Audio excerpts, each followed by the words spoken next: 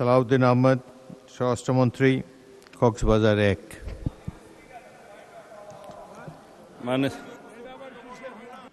সংবিধান সংস্কার নয়, সংশোধন হবে। সংসদে স্বরাষ্ট্রমন্ত্রী।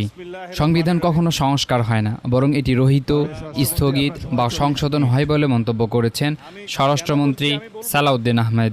রোববার 5 এপ্রিল জাতীয় সংসদে জুলাই সনদ ও সংবিধান সংশোধন সংক্রান্ত প্রস্তাবে আলোচনায় অংশ নিয়ে তিনি একথা বলেন। এ সময় তিনি সংবিধান সংশোধনের জন্য সকল দলের সমন্বয়ে একটি বিশেষ সংসদীয় কমিটি গঠনের প্রস্তাব দেন।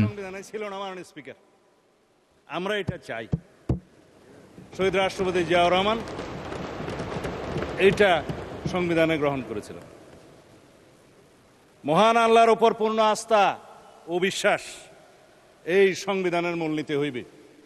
আমরা এটা চাই, বিরোধী দল চায় কিনা জানি না। এটা পঞ্চম সংশোধনের মাধ্যমে শহীদ রাষ্ট্রপতি জিয়াউর রহমান সংবিধানের মূলনীতি এবং আর্টিকেল 8-এ রাষ্ট্র পরিচালনার মূলনীতিতে গ্রহণ করেছিলেন। এই দুই জায়গা থেকেই পঞ্চদশ সংশোধনের মাধ্যমে বিগত ফ্যাসিস্ট সরকার নির্মূল করে দিয়েছে। স্বরাষ্ট্রমন্ত্রী বলেন, জুলাই ছাত্র জনতার অভ্যুত্থানের অভিপ্রায়কে আমরা সম্মান জানাতে চাই। 24 জুলাই জাতীয় সনদ ও জুলাই ঘোষণাপত্রের নির্যাসকে আমরা সংবিধানে ধারণ করার অঙ্গীকার করেছি। এটি 4র্থ তফসিলে অন্তর্ভুক্ত করা হবে। তবে মনে রাখতে হবে, 71-এর স্বাধীনতার সাথে অন্য কিছুর তুলনা চলে না। সালাউদ্দিন আহমেদ বলেন, পঞ্চদশ সংশোধনের মাধ্যমে সংবিধানে অনেক লেজিসলেটিভ ফ্রড বা আইনি প্রতারণা করা হয়েছে। হাইকোর্ট ইতিমধ্যে এর কিছু অংশ অসাংবিধানিক ঘোষণা করেছে।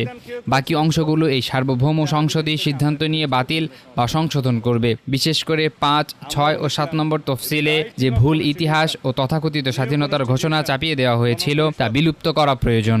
শহীদ রাষ্ট্রপতি জিয়াউর রহমানই 26 মার্চ স্বাধীনতার ঘোষণা দিয়েছিলেন এবং 27 মার্চ কালুরঘাট থেকে প্রফেশনাল হেড অফ স্টেট হিসেবে ঘোষণা দেন। এটি প্রকৃত ইতিহাস যা আমরা সংবিধানে ফিরিয়ে আনতে চাই। আল্লাহর ওপর আস্থা ও বিশ্বাস সংবিধানের মূলনীতি প্রসঙ্গে স্বরাষ্ট্রমন্ত্রী বলেন, আমরা সংবিধানে মহান আল্লাহর উপর সম্পূর্ণ আস্থা ও বিশ্বাস নীতিটি পুনর্বহাল করতে চাই। আমরা প্রস্তাবনায় নিয়ে আসি, মাননীয় স্পিকার, বাংলাদেশের জনগণের এদেশের সর্বশ্রেষ্ঠ অর্জন হচ্ছে বাংলাদেশের স্বাধীনতা।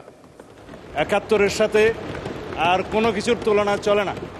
আমরা 24-এর জুলাই জাতীয় সনদ এবং জুলাই ঘোষণাপত্রের এসেন্সকে আমরা সংবিধানে ধারণ করার জন্য অঙ্গীকার করেছি, করব।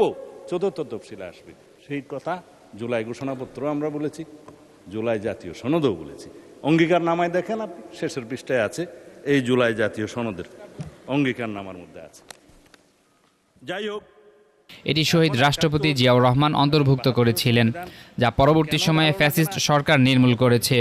জুলাই সনদে এটি থাকার কথা থাকলেও কোনো দলের আপত্তির কারণে রাখা হয়নি।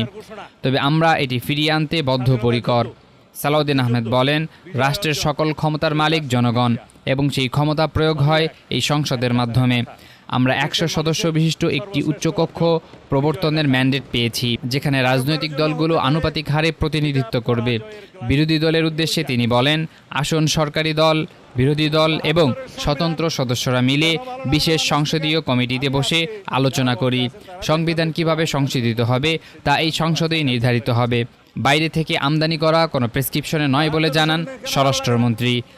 তফসিল 1-এর মধ্যে যে সমস্ত অর্ডারগুলোকে বৈধতা দেওয়া হয়েছে তার মধ্যে 3 নম্বরটা হচ্ছে দি কোলাবোরেটরস স্পেশাল ট্রাইব্যুনাল অর্ডার নম্বর 8, 1972, যার মাধ্যমে এদেশের স্বাধীনতা বিরোধী রাজাকার আলবদরদের বিচার করা হয়েছিল। মাননীয় স্পিকার, মারুফ বিল্লাহ, আজাদির খবর। আমি এগুলো বলতে